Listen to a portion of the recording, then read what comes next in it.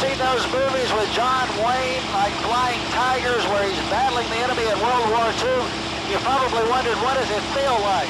Well, we're going to take you on a little ride. We're going to show you what it's like. Join me, we're flying Warbirds, or as we say today, Top Gun, on this edition of the Hank Irwin Show. Stay with us.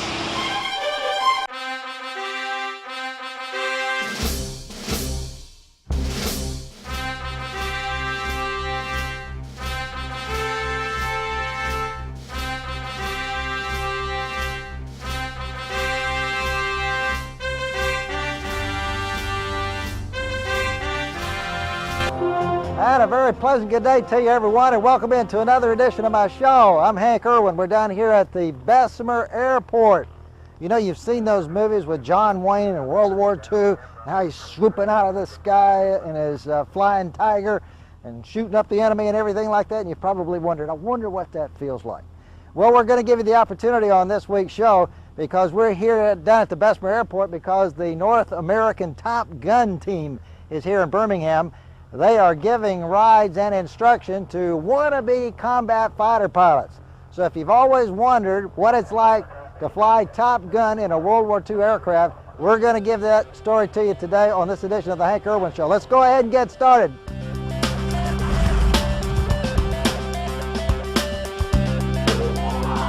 They're called Warbirds. They're part of the North American Top Gun World War II Fighter Pilot School. They're in their 8th year of operation. They're located in St. Augustine, Florida, and they offer the Walter Mitty and everyman the opportunity to fly the old T-6 Texan trainer, the same trainer that trained every combat pilot in World War II.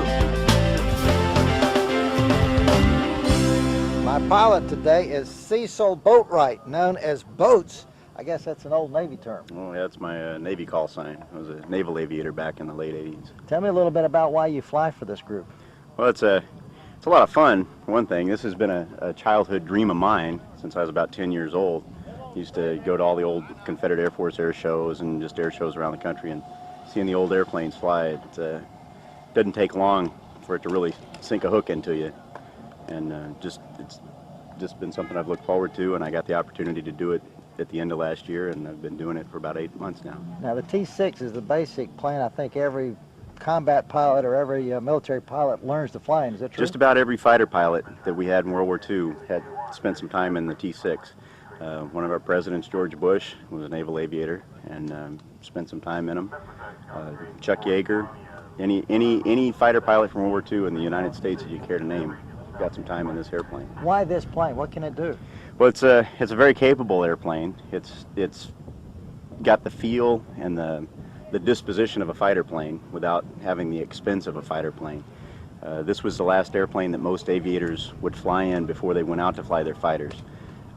This airplane's a T-6. It was in the Army Air Corps. We didn't have a U.S. Air Force as such back in 1945. It was the Army Air Corps. And the pilot would finish up his training and then go out and fly a late model P-40 Warhawk, and then go in to fly a P-51 Mustang or P-47. The Navy called them SNJs. It was still a Texan, basically the same airplane, just usually had a different paint job on it. And the Navy pilots would go out from this and fly a F-6F Hellcat or a F-4U Corsair. And just, it's amazed me that just the time that I've gotten in the airplane, the challenge it is to fly it, and how they were 19, 20-year-old kids coming out and flying these things and then going off and fighting World War II. It was pretty amazing. It's amazing. I understand, though, there's some particular idiosyncrasies about this plane that you got to be aware of. Yeah, she keeps you on your toes. She's kind of a heavy airplane. It's about a 5,000-pound airplane. And if you look, the landing gear is pretty close together as far as landing gear go. Mm-hmm. And so, and plus, you notice it's got a tail wheel. Mm-hmm. The dynamics of having 3 wheels on the ground when you're rolling, the third wheel, which in this case is on the tail of the airplane, always wants to be in front. That's why as you look around the ramp at general aviation airplanes, they have nose wheels now. Well, that's a safety feature, because that third wheel always wants to be in front, and it's easier to land and take off in a tricycle gear airplane. So she'll keep you on your toes. Crosswinds are always a little bit interesting too. Yeah, so it's a lot of fun to fly, and I understand we're going to take a course, and you're going to do some aerobatics with me. Yep, sure will. So let me let you give us a briefing here, and let's get started. All right. Very good. Let's go. All right. Walk around the side. Okay, when you climb in, go ahead and put your right foot here. Now that seat cushion you're sitting on actually is a parachute pack.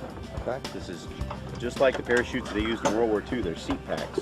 Well, you're not a passenger. You're my front seat crew member now. All right. Okay, as my front seat crew member, you got two primary objectives today. First one is to have a good time. Good. Second one is to raise the landing gear for me. Okay. Because I physically can't do it from the back seat. And so they figured that whoever's sitting up here needs to know how to raise the landing gear. So that's what I'm going to tell you about Very now. important thing. A very important thing. It's just a matter of, this is the landing gear handle right here. It's the only peppermint stick handle in the cockpit. Just reach down with your left hand, pull that top of the handle inboard. You see how it comes out of the notch right there. Just pull that inboard and bring it all the way back. It's 90 degrees of travel on this handle. It comes right back here, and there's a few little bumps along the way. Sure. You hear me say bail out, bail out, bail out. It's time to abandon ship. In this airplane, it's a 3-step process, and it's a right-handed process. Just about everything you're going to do is with your right hand. The 3 steps are canopy, headset, belts. Canopy, headset, belts. Grab it with both hands and pop it away from your face as far as you can. You'll hear a flutter, flutter, flutter like a flag in a breeze, and a pop, and it'll grab up on you, and you'll get a nice view of the countryside for about 5 minutes. Okay. Okay? And if, Motion sickness back. if Going Top Gun on this edition of the Hank Irwin Show. When we return, we're going up in the air. Stay with us.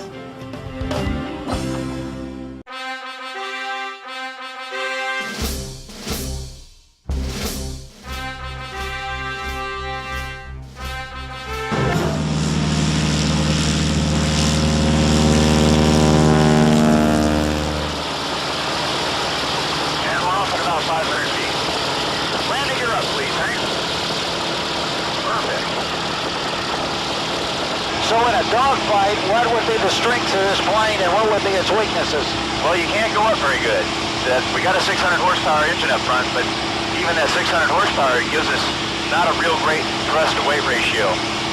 So if we get in a dogfight, most of our fight is going to be a descending fight. Most dogfights, I guess, last maybe 2 to 3 minutes? If that, even. Yeah, they're very short. The longer they last, kind of like Sun Tzu said, a protracted engagement, you're more likely to lose. Well, I'm now flying the plane. This is a T6. I'm high over Alabama. We're about somewhere around 6,500 feet above Alabama. The plane handles very easily, very lightly. I've got a stick control in the plane, and we're just flying into the sun, as they say, getting ready to swoop out of the sun with some acrobatics, just like John Wayne. Let's see what it does. Stay with us. All right, we're going to do a left turn. Okay. Here we go.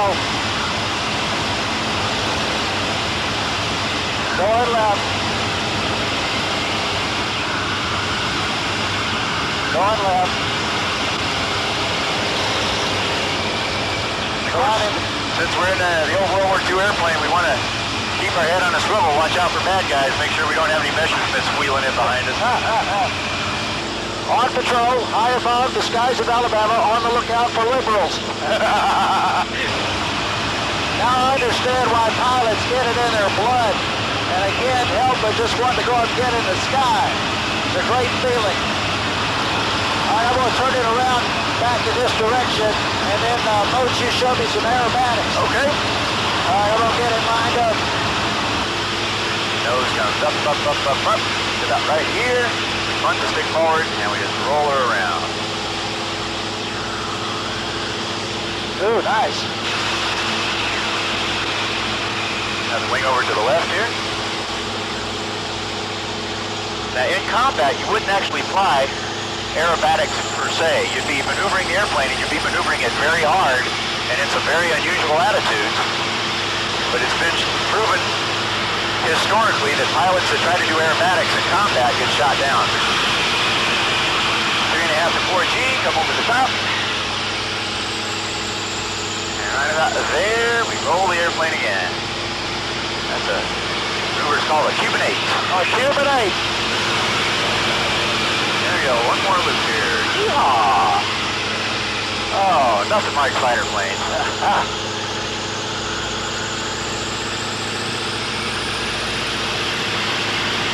Very enjoyable. This is a little idea of what this T6 is all about. Check our speed. Speed's good. Flaps coming down. Flaps are down, props full forward, landing checklist complete.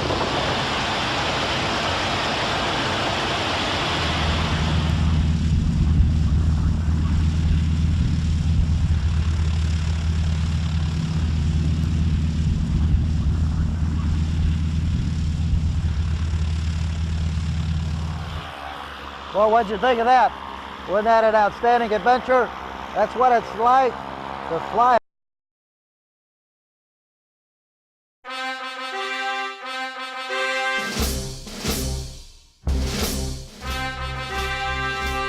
We're now back on the ground, and you get a complimentary video of your adventure when you go up with the Warbirds.